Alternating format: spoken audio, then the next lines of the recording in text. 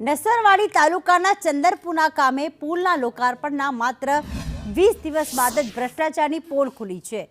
ત્યારે 5,47,00,000ના ખર્ચે બનાવેલ પુલનો અપ્રોચ રોડ ફાટી ગયો છે, તૂટી ગયો છે અને સાઈડના ક્રશ બેરિયર લટકવા લાગ્યા છે, જેને લઈને ગ્રામજનોએ વિરોધ નોંધાવ્યો।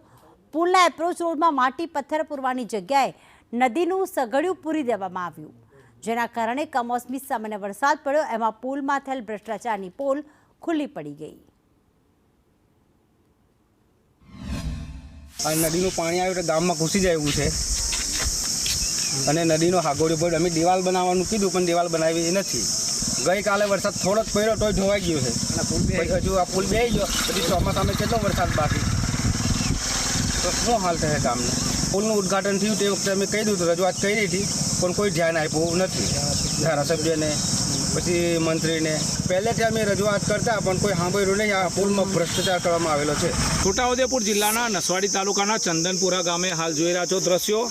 આ 20 દિવસ પહેલાં જ રાજ્યના મંત્રી છે ભીખુસિંહ પરમારના હસ્તે આ પુલનું ઉદ્ઘાટન કરવામાં આવ્યું છે, પરંતુ જે નદી છે નદીમાં જોઈ રહ્યા છો જે રીતે દ્રશ્યો, ખાસ કરીને ગ્રેવલ મોટી માત્રામાં અહીંયાથી કાઢવામાં આવે છે। ગ્રેવલ એટલે અહીંયા શુદ્ધ ભાષામાં આપણે કહેવા જઈએ તો સગડિયું કહેવાય, નદીનું સગડિયું છે। આ જોઈ રહ્યા છો એપ્રોચ રોડ છે। એપ્રોચ રોડની આજુબાજુ અંદાજિત 50 મીટરમાં આ એકલું નકરું સગડિયું જ ભરવામાં આવ્યું છે। સામાન્ય વરસાદ ગઈકાલે પડ્યો એમાં જોઈ રહ્યા છો એપ્રોચ રોડ તૂટી ગયો છે। આ એવા આદિવાસીઓ છે કે આ જ્યારે કામગીરી ચાલતી હતી ત્યારે એ લોકોએ અવારનવાર રજૂઆત કરી કે ભાઈ આ જે એબેટમેન્ટ છે પુલનું એની અંદર માટી ભરો અને પથ્થર ભરો, જે એસ્ટિમેટમાં જોગવાઈ છે, છતાંય પણ આજે જોઈ રહ્યા છો સામાન્ય વરસાદમાં જે ગ્રેવલ છે ગ્રેવલ બેસી જતાની સાથે જ હાલ આ જે એપ્રોચ રોડ છે તે તૂટવા લાગ્યો છે ને જે ક્રશ બેરિયર છે એની જે રેલિંગ છે એ રેલિંગ પર ક્યાંક ને ક્યાંક ભ્રષ્ટાચારને લઈ હવે લટકી રહી છે। અહીંના સ્થાનિકોની એક જ માંગ છે કે ભાઈ અહીંયા દિવાલ બનાવવી જોઈએ, તે દિવાલ પણ બનાવવામાં આવી નથી। ત્યારે ચોમાસામાં અહીંયા શું પરિસ્થિતિ સર્જાશે એ તો વિચારવું રહ્યું। ઇરફાન મેમન, સંદેશ ન્યૂઝ, છોટાઉદેપુર।